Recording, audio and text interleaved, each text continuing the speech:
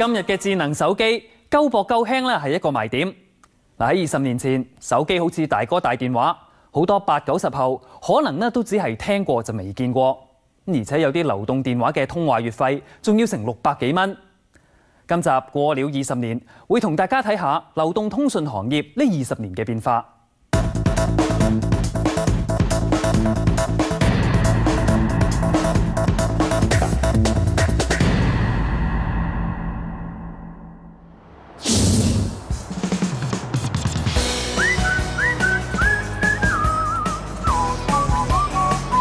深水埗鴨寮街係尋寶嘅好地方。呢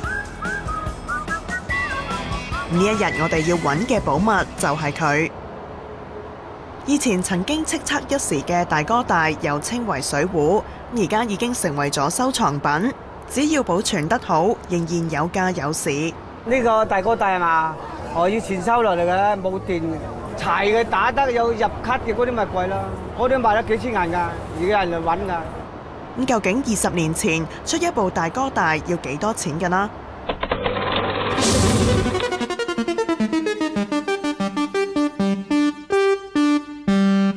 喂，閣下嘅電話正在轉駁中，請稍後片刻。喺今年年初買部大哥大要15000、6蚊，而家價錢就去到6、7千蚊一部。94年嘅12月，除咗大哥大越嚟越平之外，一種當時都幾流行，只可以打出唔可以打入，要配合傳呼機一齊使用嘅 CT2 第2代無線電話，更加割價推銷，300幾蚊就有一部。最後肯定係接近幾乎係送咁滯嘅，而家已經好接近啦，300蚊、200蚊咁已經係好接近。我相信始終有一日就係去到好似傳呼機咁啦，交幾個月台費就送機俾你。呢個咧其實就係有一部電影叫《22世紀殺人網絡》入邊咧，就係用嘅。佢喺電影入邊呢個蓋彈得。除咗大哥大，呢20年間仲有振龜、彈招、一路就都仲黑白。太極。真正有一啲又係。咁到而家嘅 iPhone， 方保僑話都算係經典手機。而智能手機嘅出現，更加可以話係顛覆咗成個市場。以前咧都係電話都係一個通話嘅需要啦。咁但係流動數據咧，就係因為呢個智能手機咧，就越嚟越使用得多啦。咁所以先至由2G 一路就跳去3G。咁3G 開始咧，其實某程度上咧，就係大家越嚟越上得多網，尤其是當一啲比較再先進啲，好似 iPhone 啊或者 Android 出現咧，係令到嗰個智能手機爆炸得好快。而家700幾萬人口嘅香港，註冊手機用戶超過1700萬。平均每人有2.4部手提電話，普及率喺全球名列前茅。今年2月，本地流動數據用量就比上年同期增加1.57倍，達到每秒11076 TB。而94年，每2個勞動人口先至有1個使用手提電話。香港嘅流動電訊服務係喺上世紀80年代初開始發展。90年代初，政府推出多個流動通訊網絡牌照俾市場競投，增加競爭。不過通話月費仍然好貴。以頭100分鐘通話費係免費嘅服務計劃計，最貴嘅都係電話公司，收650蚊，其次係和記575蚊，訊聯就平啲，而最平嘅就係數碼通，收400蚊。而家單純通話嘅月費大約幾十蚊就有超過1000分鐘嘅通話時間。而家主流嘅係連數據嘅月費，例如大機上台嘅4G LTE 1G 數據連語音計劃為例，唔計行政費，收費大約係介乎80幾蚊至到200幾蚊。數碼通喺唔夠2年嘅時間，已經吸納咗超過10萬嘅客戶，佔咗整個市場嘅20%。對於一間新公司嚟講，可以話相當成功。咁到底喺嚟緊嘅8月，獲得電訊管理局發牌經營呢一類個人通訊網絡嘅公司，前景又會唔會咁順利呢？20年過去，香港流動電訊網絡市場嘅競爭依然激烈，唔少當年加入競爭嘅流動電訊公司，至今已經被收購或者係同其他公司合併。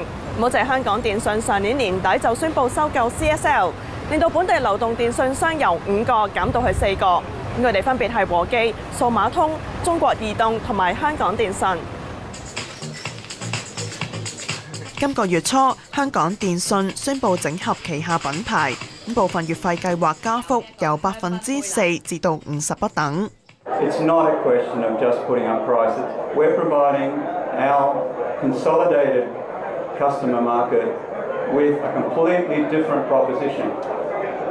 Better networks, better value-added services.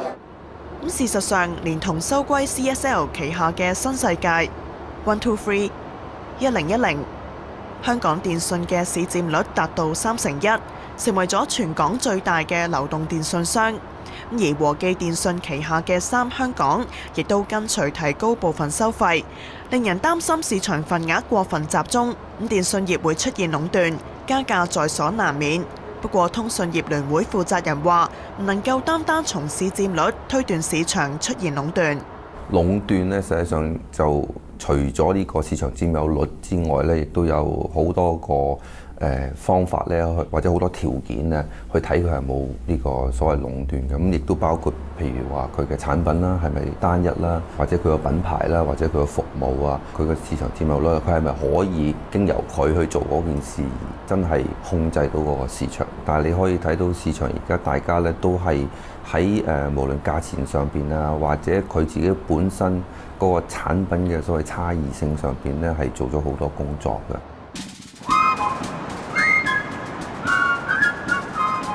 相比中國內地，政府近年積極改革電訊業，引入民間資本競爭。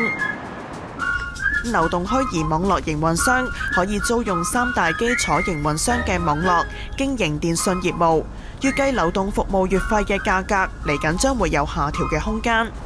至於手機價格，近年小米、華為、酷派等內地手機製造商亦都加入競爭，掀起咗一股千元手機嘅熱潮。